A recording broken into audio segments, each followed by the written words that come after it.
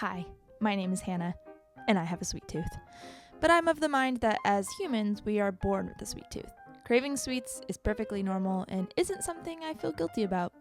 Luckily, some of the healthiest foods in the world are super sweet. Fruit. I never limit my fruit intake.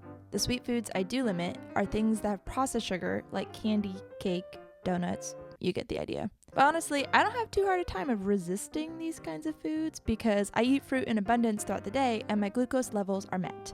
My brain is happy, my energy levels are high, and on top of that, I try not to give too much power to these processed foods. I enjoy them sometimes, but I really don't fret about it.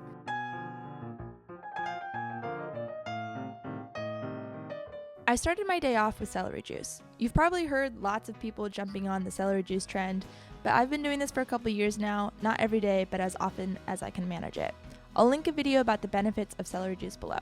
It's really like a one-stop shop for wellness. And then I just up my intake of celery juice if I'm feeling off in any way health-wise. Next, I ate a giant breakfast full of fruits. The citrus has been off the chain lately, but I've also been really into creating a beautiful and colorful fruit salad for my meal.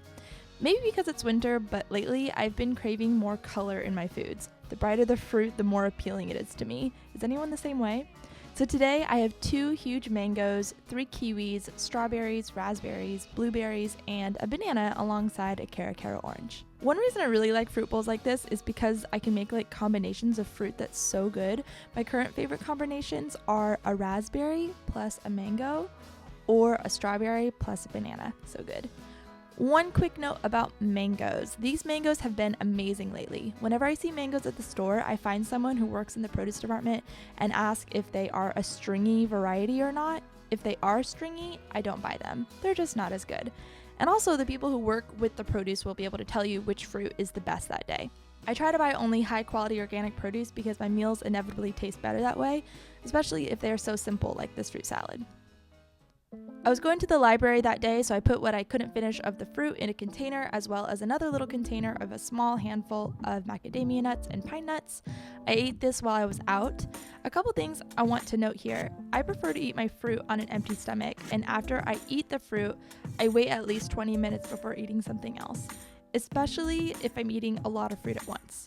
Fruit digests faster than other foods, so this is a great way to prevent bloating or gas that's commonly associated with fruit. I don't follow food combining rules too strictly, but this is one rule I almost always follow because I have better experiences eating fruit alone. After the library, I had to sort of rush home because I had set up a call-in hour with you guys, video coming soon.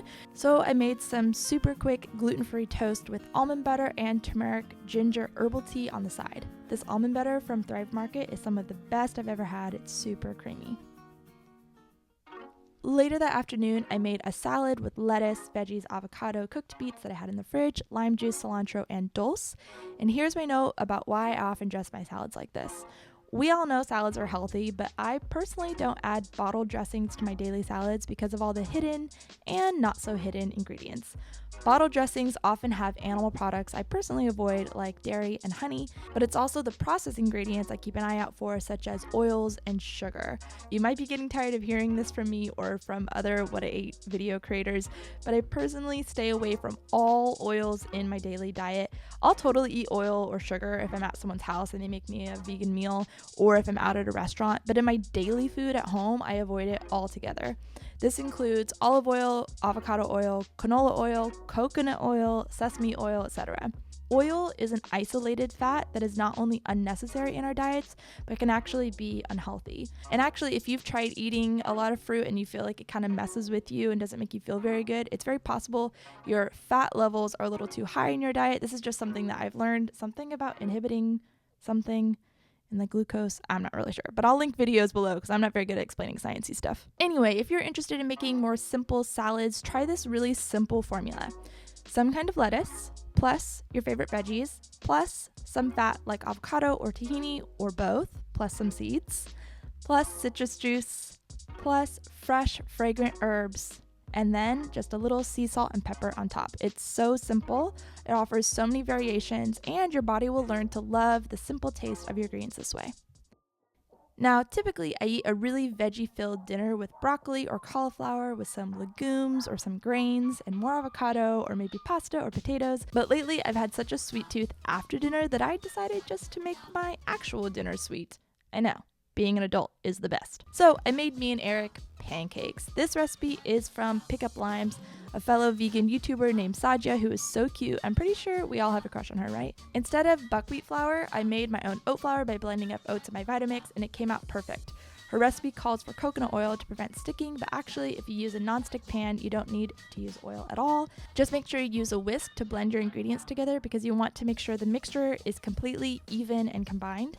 I tried to make my pancakes pretty when I was plating them, but then I was hungry and realized no one cares how pretty my pancakes are, so I just threw a bunch of berries on top. Then, because I just could not resist, I put a thin layer of almond butter on some of the pancakes as well as some granola, topped it all with a tiny bit of maple syrup. The pancakes are already super sweet because of the banana, so you really don't need much. Also, if you've been with me a while, you know I used to eat a ton of maple syrup. It's my sweet tooth right there. Well, I've been easing up on the maple syrup lately. I'd still totally use it, but I don't dump it on like I used to.